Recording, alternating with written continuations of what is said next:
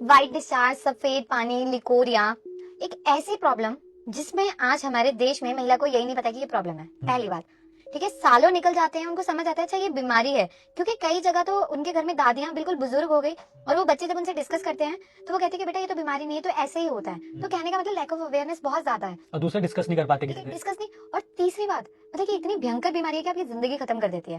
ठीक है, तो बिल्कुल टू द पॉइंट बात करते हैं। ठीक है, मैं रेमेडीज बताऊंगी जो बहुत अच्छा काम करेंगे। सबसे पहले, सफेद पानी के कारण क्या है?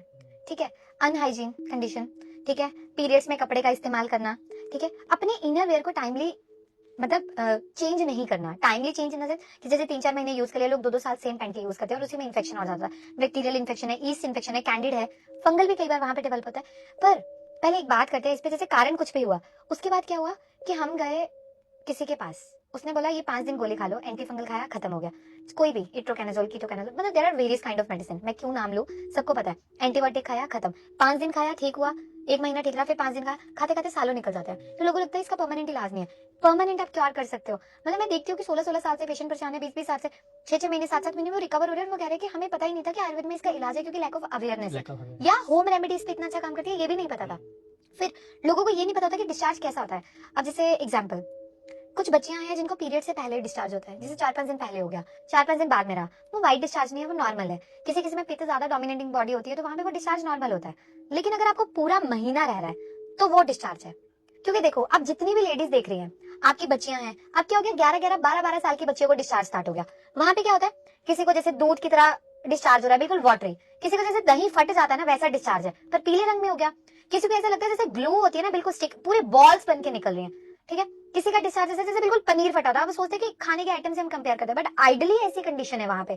फिर क्या होता है कि जो वो डिस्चार्ज हुआ, बिल्कुल ग्लू की तरह अगर आप ऐसे उसको खींचोगे, वो इतना स्टिकी डिस्चार्ज है।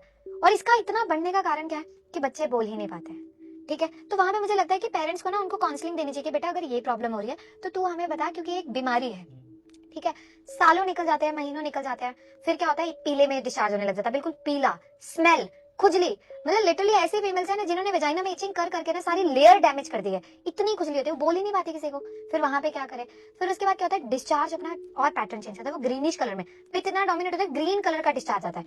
फिर लास्ट में बिल्कुल व्हाइट डिस्चार्ज में क्लॉट्स आना शुरू हो जाता है, रेड आ रहा है, ब्राउन कलर का गंदा खून आना शुरू हो जाता है, साथ में ब्लैकिश डिस्चार्ज स्टार्ट हो जाता है। इतनी तरह के होते हैं। जो मैंने कंडीशन बताई ना, यू कैन इजीली कंपेयर, अपने साथ आप कर सकते हो। जितना लंबा डिस्चार्ज उतनी भयंकर कमर में दर्द, फीमेल उठ नहीं पाती, वीकनेस, थाईज ऐसे लगती है कि बिल्कुल निचुड़ चुकी है, ऐसे निचोड़ दी हैं। ठीक है, और जब आपके साल बढ़ना शुरू हो जाते हैं ना, तो आपकी आंखें उतनी धसना शुरू हो जाती है, जितनी अंदर आंखें उतने साल बताएंगे कि कितना लंबा व्हाइट डिस्चार्ज है। बस यहाँ पे मैं आपको 2 रेमेडीज बताऊंगी, आप ट्राई करो। सबसे पहले इलायची, हरी इलायची, डेली सुबह उठ के खाली पेट आपको 2 इलायची चबाकर खानी है बीज के साथ, और ऊपर से आप पानी पी लो। ठीक है, ये आपकी बॉडी में जितनी भी इन्फेक्शन है उसको बहुत अच्छा कंट्रोल करता है, और इंस्टेंट रिजल्ट है, विद इन वीक आपको इफेक्ट दिखता है। दूसरा, वेजाइना में जितने भी लाइव बैक्टीरिया हैं जो ठीक होने के बाद दोबारा इन्फेक्शन कर रहे हैं, ठीक है, अब वहां पे उसको आपको मेंटेन करना है, किसको, पीएच को। अब क्या करते हैं कि हम वी वॉश लगा रहे हैं अलग अलग तरह के, वो पीएच को खराब करते हैं, तो वो बार बार वॉश करना भी गलत है। ठीक है, वो भी एक कारण है इन्फेक्शन का। तो वहां पे हमें ना घर पे एक सिंपल क्या करना है, पोटाश एलम फिटकरी, ये लेनी है। अब क्या करना है, फिटकरी ले ली, एक लोहे की कढ़ाई ली, उसमें उसका चूरा डाल दिया पाउडर बना के, और उसको आप भूनो। बहुत सारे लोग बोलते हैं कि वो फूलती नहीं है, ऐसा नहीं है, कम से कम आधा 1 घंटा लगता है उसको। भूनते रहो भूनते रहो भूनते रहो, वो फूल जाएगी, फूल के वो एकदम पाउडर बन जाता है, जम जाती है, वो पानी बनती है और वो जम गई। उसके बाद उसे ठंडा होने दो और उसको ग्राइंड कर लो, बिल्कुल फाइन पाउडर बन जाएगा। डेली आपको दिन में नहाते टाइम सोने से पहले क्या करना है, आधा गिलास या आधा मग आप गर्म पानी लो, उसमें आप फिटकरी पाउडर आधा चम्मच डाल दो, और कॉटन से लेके उस गर्म पानी से वेजाइना के अंदर सिकाई करो, कम से कम 5 मिनट, जितना अंदर तक आप इंसर्ट कर सकते हो हैंड को। ठीक है, जब आप उसे रेगुलर सिकाई करोगे तो अंदर की जो स्किन सेंसिटिव हो गई है, दैट ल्यूब्रिकेशन जो वहां पे प्रोड्यूस कर रहा है, वो धीरे धीरे करके कम होना स्टार्ट हो जाता है और बॉडी सेटल होना स्टार्ट हो जाती है। तो अब यहाँ पे क्या करेंगे, एक रेमेडी बहुत अच्छा काम करती है, फिर से आई तुलसी।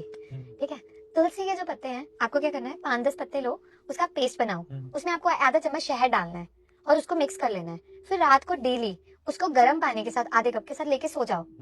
इतना बढ़िया काम करती है, इतना बढ़िया काम करती है कि आपको लगेगा यार जो इतने टाइम से मेरे को एंटीबायोटिक ने काम नहीं किया वो उसने कर दिया, क्योंकि एंटीबैक्टीरियल प्रॉपर्टीज है, वो सारा आपकी बॉडी में वात पित्त कफ को बैलेंस करती है, और जो चीज डोमिनेंट है, ठीक है, वहीं से वो उसको रिवर्स पे डाल देती है। हाँ। तो ये इतना अच्छा वर्क करती है ये रेमेडी।